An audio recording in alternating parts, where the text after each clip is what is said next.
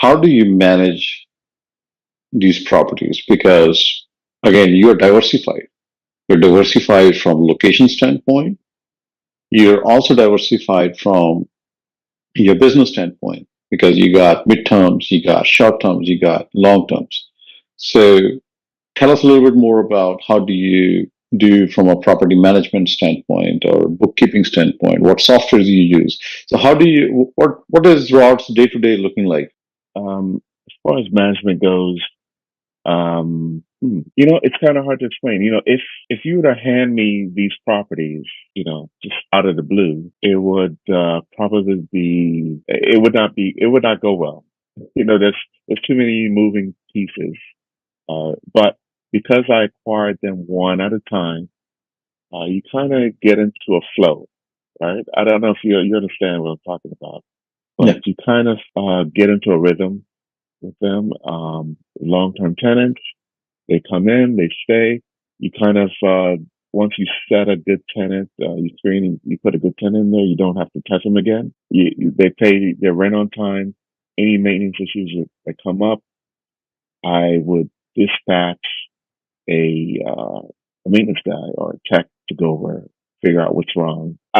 Just make sure that the product looks good, right? So when a tenant comes, or if I'm searching for a new tenant, I don't have to um, do much to the property, Plus, it gives you right? better rent, right? So you're renting And I don't want faster. to exactly. I don't want to negotiate on the rent. Whatever the rent I set, that's what I want, and I know my property is worth it. You know, and you also get a better tenant Yep. because of that. So that's my philosophy. Property management. I think even when I had my 9 to 5, I figured out how to do these things without involving the property management company. So I had everybody on some kind of payment plan where they would sell me the money or deposit it in the bank, Venmo, Cash App, whatever. I did not do checks. I did not want to hear, oh, the check is in the mail. As far as maintenance goes, I didn't need a property manager because you got things like Angie's List. You have things like Thumbtack. Thumbtack. You have things like Thumbtack. Whatever you need, you just have to find someone that's willing to go out to the property, um, take a few pictures, tell you what's wrong, solve the problem. And a lot of times I did not mind paying them a fee or whatever they charged because I'm saving money because I don't have to pay for that every month, right? This might happen once every 3 months. An issue comes up. I didn't mind paying whatever they charge, a plumber whatever he charged, because as long as he fix it and I don't have to call him again. So that's my management style is basically try to take care of the problem and try to do it quickly, so the tenant is happy, and make sure that the problem is solved once and for all. Yeah. So I know you do great with midterm rentals, which is kind of like a unique space, right? It's long-term rental of a furnished space like short-term rentals. So it's kind of like right in the middle, right? To me, it's more or less the same. Um, Short-term rental, long-term, it's just the length of stay, right? I really Awesome. don't feel like it's much different. Either way, I'm going to. It's a furnished space. When they leave, I'm going to reset it, you know, like it was before. So whatever they did with the property, if they move furniture around, if it's a little dirty, yeah, people are going to live how they live. But I'm going to reset the property and get it ready for the next person. Um, Hopefully, it's not damaged too bad.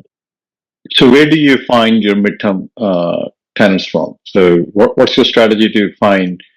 Because there's a lot of buzzword going out about midterm rentals. A lot of Yeah, people they want to do it, but they don't understand the midterm rental market. midterm rentals. If you're looking for someone, and midterm, I'm going to define that as 30 days or more. right? If you want somebody that's going to stay in your property for 30 days or more, first place I would go is Furnish Finders, a website called furnishfinders.com. I would go there. Airbnb is also an option. You can create a listing that is 30 days or more. I would try to leave some time for someone further out to book the 30-day stay. And the closer you get to the beginning of the month, you want to shorten uh, the time you have to allow someone that last minute person, all they're allowed to do is they can just book a 3-day stay, a minimum of a 3-day stay. And if they want, they can book more, but you want to book a minimum of 3 days. The strategy that you're using is you have the same space setup, which you're using for short-term and mid-term rental at the same time. And the way that you do is if somebody is booking far out and you are doing this staggered, booking or stay restrictions period, if somebody is booking far out, they have to book a minimum of 30 nights. But if your place is not rented enough, right, or you have that Gap.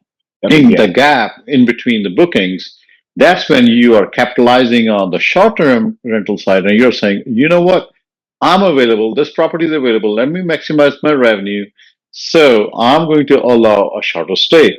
So for Correct. example, if it's within 30 nights, then you say, okay, you know what? It's gonna be the minimum stay is like 7 days. But if it's within 14 days, then you come down to maybe 5 nights. And if it's within like 5 nights, then you say, okay, the minimum stay now is two nights or 3 nights.